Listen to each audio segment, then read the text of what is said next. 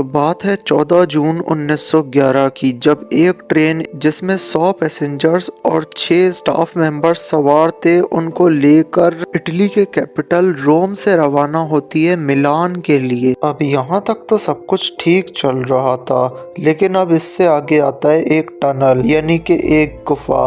और फिर जब ट्रेन उस गुफा से एक साइड से दाखिल होती है तो जब दूसरी साइड से निकलने का टाइम आता है तो ये ट्रेन कभी भी वापस नहीं आती है। जी हाँ, और इसके ऊपर बहुत सारे आर्टिकल्स मौजूद हैं गूगल के ऊपर, जैसा कि आप लोग देख सकते हैं। और अगर आप गूगल पे जाके लिखेंगे जेनिटी ट्रेन मिस्ट्री तो हजारों आर्टिकल्स आपको मिल जाएंगे जहाँ पे यही कहानी सुनाई गई है। और जब ट्रेन उस गुफा से गायब हो जाती है और फिर वापस लौट के नहीं आती है तो फिर उस गुफा की जांच पड़ताल की जाती है, रिसर्च की जाती है उस गुफा के अंदर। और रिसर्च करने पे क्या रिजल्ट आता है ये जानने से पहले अगर आप लोग ऐसी इंटरेस्टिंग स्टोरीज सुनना पसंद करते हैं तो बेल आइकन दबा के ऑल पे क्लिक कर दीजिए, ताकि जैसे ही अगली इंटरेस्टिंग स्टोरी आए तो आपको नोटिफिकेशन आ जाए। तो अब चलते हैं अपनी स्टोरी की तरफ। लेकिन रिसर्चर्स को वहाँ पे कुछ भी नहीं मिलता, एक जर्रा भी नहीं मिलता ट्रेन या पैसेंजर्स का।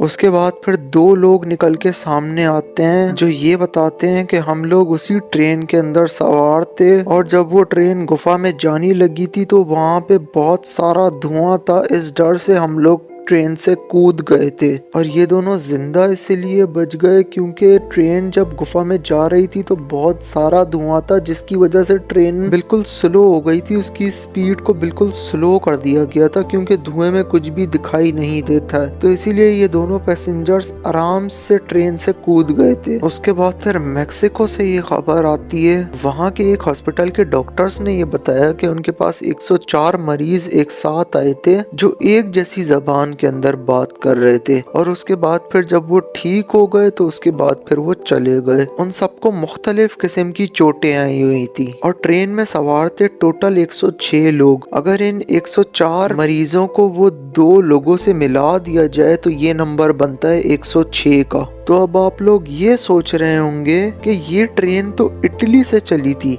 तो इसके बचे कुछ 104 लोग मेक्सिको किस तरह पहुंच गए? तो इसका जवाब पूरे गूगल पे जो मौजूद है वो है टाइम ट्रेवल। जी हाँ, वही टाइम ट्रेवल जो मूवीज के अंदर दिखाया जाता है कि एक्टर टाइम ट्रेवल करके कभी फ्यूचर में पहुंच जाते हैं, कभी पास्ट में पहुंच जाते हैं। तो अब आप लोग ये सोच रहे होंगे कि क्या वो असल दुनिया के अंदर यानी कि रियल लाइफ के अंदर पॉसिबल है या नहीं? तो जी हाँ, ये पॉसिबल है। और इसके बारे में विकिपीडिया के ऊपर भी एक आर्टिकल मौजूद है जहाँ पे ये साफ साफ लिखा हुआ है कि टाइम ट्रेवल करना पॉसिबल है। और space.com जो वेबसाइट है स्पेस की इंफॉर्मेशन की, वहाँ पे भी ये साफ साफ लिखा हुआ है कि साइंस कहती है कि टाइम ट्रेवल पॉसिबल है। तो अब आप लोग सोच रहे होंगे कि ये टाइम ट्रेवल होता किस तरीके से है? तो ये होता है टाइम मशीन के थ्रू। इसकी पहली बार शुरुआत हुई थी 1955 के अंदर, जब एक 10 साल का बच्चा एक कमरे के अंदर आया और उसके पापा अपनी जिंदगी की आखिरी सांसें ले रहे थे, लंबी लंबी सांसें ले रहे थे। और ये देखकर वो बच्चा काफी ज्यादा शॉक रह जाता है। उसके बाद फिर उसके पापा की सांसें हमेशा के लिए बंद हो जाती हैं, यानी कि उसके पापा इस दुनिया को छोड़कर चले जाते हैं। और फिर वो बच्चा काफी ज्यादा रोता है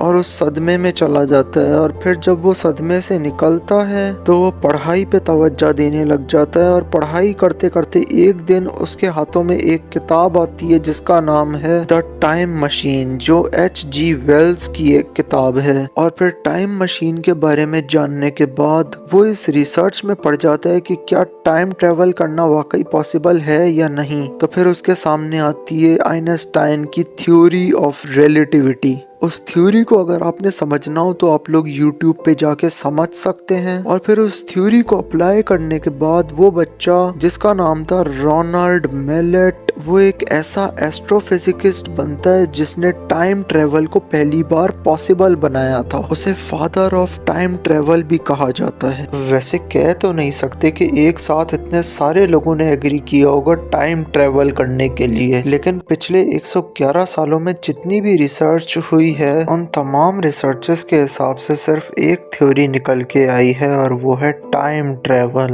लेकिन जिन्हें फादर ऑफ टाइम मशीन कहा जाता है यानी कि रोनाल्ड मिलेट, वो पैदा हुए थे 1945 में। तो जब टाइम मशीन का फाउंडर ही 1945 में पैदा हुए तो 1911 में कोई ट्रेन टाइम ट्रेवल कैसे कर सकती है? तो यही मिस्ट्री है जो आज तक कभी भी सॉल्व नहीं हो सकी है। तो आप लोग मुझे बताएं कि वो ट्रेन कहाँ चली गई, नीचे कमेंट्स में जरूर बताइएगा।